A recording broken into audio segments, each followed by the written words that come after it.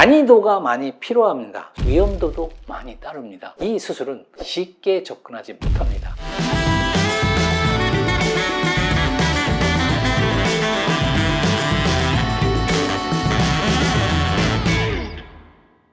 여러분 안녕하십니까? 아름다운 세상 원장 주창기입니다. 오늘은 풀 페이스리프트, 즉 전체 안면 거상술에 대해서 설명드리는 그런 시간을 갖도록 하겠습니다. 어떤 것을 풀 페이스 안면 거상술이냐 하면, 절개를 기본적으로 이 관자놀이부터 시작을 해서 귀 앞으로 한 다음에 다시 귀 뒤로 절개선이 하다가 머리 밑에 이 선 정도까지 가면서 얼굴을 절개하는 거상술을 풀 페이스 리프트, 전체 안면 거상술이라고 합니다. 왜 전체 안면 거상술이라고 하느냐면은 이 목 부분까지 우리가 거상술을 한다고 해서 전체 안면 거상술이라고 하는 겁니다. 그러면 수술 방법은 어떻게 하는 거냐? 기본적으로 세 가지 방법으로 박리를 합니다.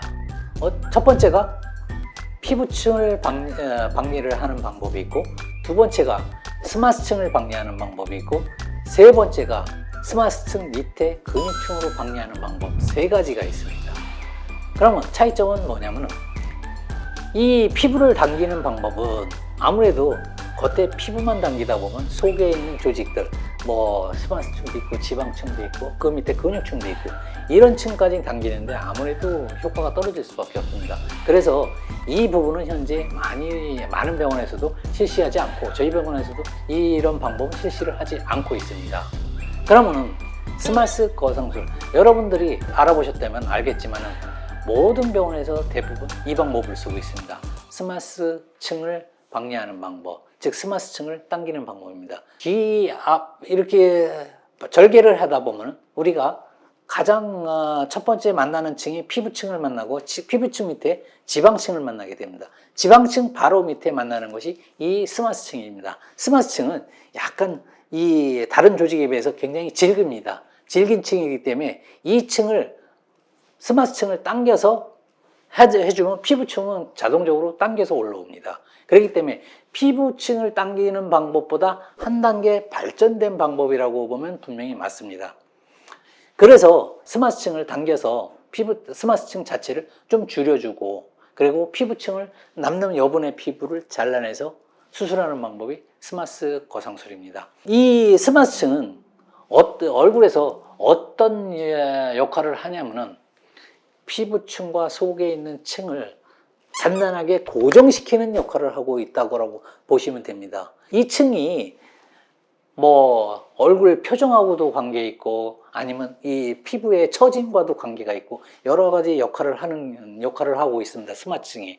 그렇지만 가장 중요한 거는 이 피부의 처짐을 아무래도 상대적으로 이 스마스층이 많이 잡고 있기 때문에 이 스마스층을 당기면은 그만큼 효과가 있지 않을까 해서 개발된 방법이 스마스층 박리를 하는 거상술입니다. 그래서 이 층도 우리가 이렇게 수술을 하고 아무래도 하다 보면은 그 밑에로 또 스마스층 밑에 지방층 또 있고, 그 밑에 얼굴층이 가장 두꺼운 층을 이루는 근육층이 있습니다. 여러분들이 아시다시피 얼굴은 아주 다양한 표정을 만들어낼 수 있고 다양한 기능을 합니다. 이것이 하는 것이 바로 얼굴 근육이 하는 겁니다.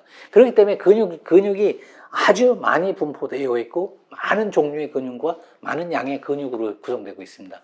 이 부분이 당겨지지는 않고, 스마스 거상술은 이 부분을 당기는데 한계가 있습니다.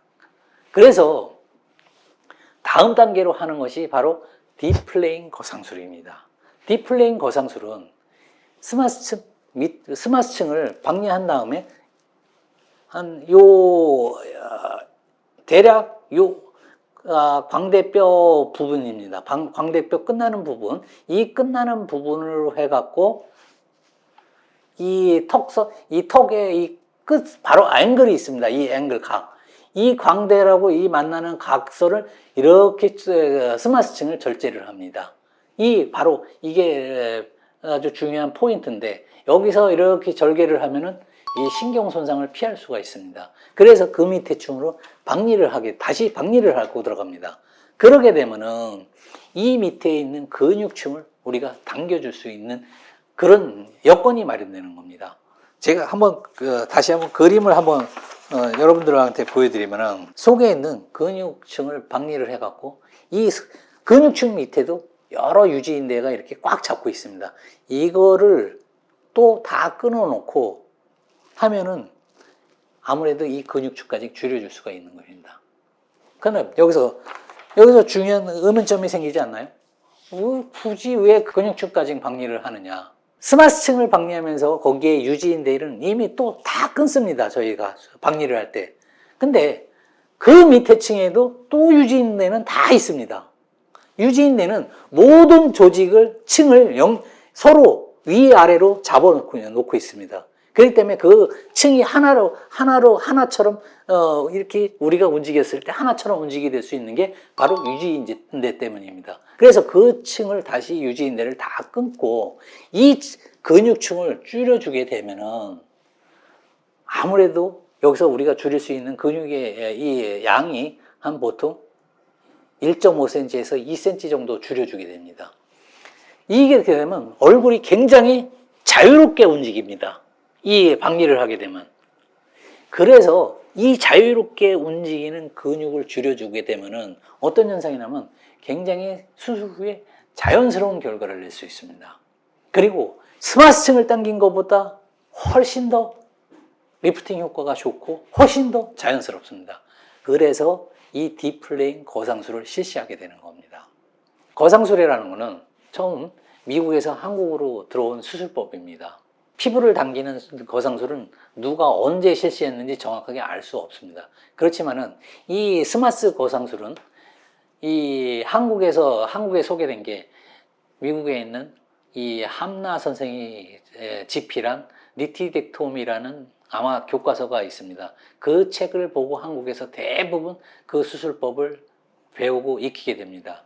여기에서 그러다 보니까 한국에 있는 대부분의 병원이 이 스마스 거상술을 지금 실시하고 있고, 그 다음 단계인 딥플레인 거상술은 극히 일부 병원에서 실시하고 있는 방법이 되겠습니다. 그리고 미국에서도 이 스마스 거상술보다는 이 딥플레인 거상술을 한 단계 더 발전된 업그레이드된 방법으로 다들 인식하고 그 방법을 실시하는 병원이 많이 늘어나고 있는 추세입니다. 그렇지만 아직 한국에서는 아직 이것이 대중적인 수술 방법이 아직은 되지 않고 있습니다. 그만큼 난이도가 많이 필요합니다. 수술에. 또 수술하는 수술자 입장에서도 경험이 많이 필요합니다. 그리고 그만큼 위험도도 많이 따릅니다. 그렇기 때문에 아직 한국의 보편적인 거상술 방법으로 아직은 소개되지 않고, 여러분들이 알고 있는 스마스 거상술, 이것들이 알아보면 다 대부분 스마스 거상술이 많이 나옵니다. 이것이 대부분 방법을 주류를 이루고 있을 겁니다. 그렇지만은 이 딥플레인 거상술을 여러분들이 오늘 알게 되셨으니까 나름대로 여러분들이 조사를 해보시고 상담도 받아보시고 그러면 여러분들이 쉽게 이 병원이 거상술을 잘하는 병원이구나, 아니면 잘 못하는 병원인가를 쉽게 이해하실 수 있는 아마 척도가 될 수 있을 겁니다. 이 수술은 경험이 많지 않은 분들은 쉽게 접근하지 못합니다. 여러분들이 꼭 명심하시고 어떻게 이 병원을 선택할지 판단이 되는 기준이 될 수도 있습니다. 참고로 저희 아름다운 세상 성형외과에서는 딥플레인 거상술을 히든 거상술이라는 이름으로 실시하고 있습니다. 지금까지 아름다운 세상 원장 주창기였습니다. 감사합니다. 신경을 다치잖아요. 이렇게 들어가면. 근데 원장님만의 노하우가 있으실까요? 이게 이 광대에 끝나는 이 지점이 있어요. 이 지점하고 이 앵글이 각이 있는 지점이 있어요. 이 선을 연결을 하는 거예요. 왜냐면 그 신경이 요 안쪽에서 이렇게 뻗어가거든요. 그래서 요 안쪽에서 절개를, 이 스마스층을 딱 절개를 해보는, 스마스층을 깊게 절개를 하면 신경 다 나갑니다. 예, 그러니까 살짝 절개를 해나가는 겁니다. 그래서 스마스층만 딱 끝났을 때 그때부터는 가위를 이용해서 벌려나갑니다. 이렇게 가위를 벌려나가면 커트는 안 일어나지 않습니까? 커트는 안 된다고요. 가위는 잘라야지 커트가 되지, 거꾸로 이렇게 벌려나가면은 조직이, 신경이 끊어지지는 않아요. 이게 바로 나만의 테크닉이죠.